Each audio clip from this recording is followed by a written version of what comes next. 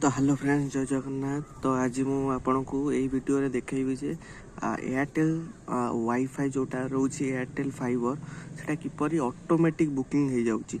जदि आपन Airtel website रे आपन चेक करिवे कि आपन प्लान विषय चेक करिवे किसी माने डाटा विषय किसी चेक करिया जाउतिवे तो सी आपन को करियो ना वेबसाइट रे आपन चेक कर परिबो ना आपन एयरटेल थैंक्स ऐप डाउनलोड करिया पड़िबो।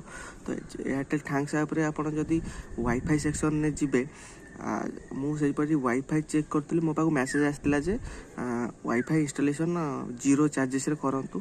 तो मुझे प्लान चेक करने तो वेबसाइट रे जाऊ जाऊ से एयरटेल थैंक्स ऐप रे कनेक्ट होगला आ मत लोकेशन मागिला मो लोकेशन मु आसेस देदेनी मो लोकेशन जेपरी देइची सी होची ऑटोमेटिक जो एयरटेल वाईफाई जोटा एयर फाइबर अच्छी एयरटेल फाइबर सेटा ऑटोमेटिक बुकिंग होगला।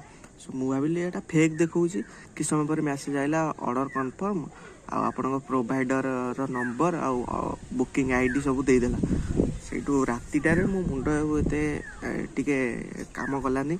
तो मु संगे यूट्यूब देखिली तो यूट्यूब रे देखिला बेलू माने प्राय लोकंर सैया होची जे समस्त से वेबसाइट चेक करू करू ऑटोमेटिक बुकिंग हो जाउची।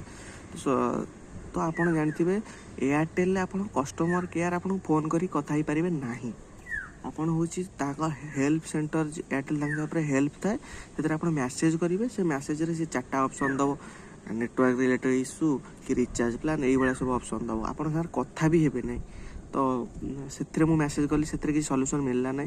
तापरे मु एआई रे पचारनी गूगल कोन करिया कथा एबळा कैंसिल करिया पे से कहला एबळा मैसेज करो मैसेज करनी तो किछि हलानी। तापर से ओडे ईमेल आईडी दे दिला तो से ईमेल आईडी किमिति कोन मेल करिवे तो मु सेटा तापर मेल कर देनी। तो मेल कला पर से माने मैसेज कले जे तुरंत मैसेज कले कहले तमे जो नंबर रे रजिस्टर अछ सेई नंबर ईमेल आईडी रे आपण मेल करी ना हो। तो मु तो चेक कला किंतु मो सेई नंबर ही माने सेई ईमेल ही मु मैसेज करथिली तो किसी सॉल्यूशन मिलला नै। तापरे रातिटा पूरा 7टार 6टारे मु ए सब जिंस करथिली 9टा बाजिगला मो मुंड गोटे बोझ टाइप रो लागिला। तो तापरे कमेंट सेक्शन देखुथुन जार जार एमिति से माने कहछन जे तम किछि टेंशन नियो ना आपण होची जेतले से माने फोन करिवे लगेया पई आपण मना कर देबे कहबे आपण मिस्टेक रे करथिले।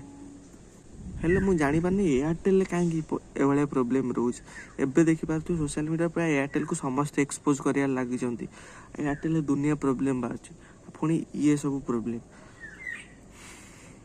एपरी हेले तो एयरटेल बहुत शीघ्र बंद होगा जाऊँगी मत जहाँ लगुच एपरी हेले एयरटेल बंद हो खाली जियो चलो एवं जियो ताक हिसाब से पैसा प्राइस बढ़ाई चलिए तो पूरा हाई प्राइस रे इंटरनेट बिक्री हम।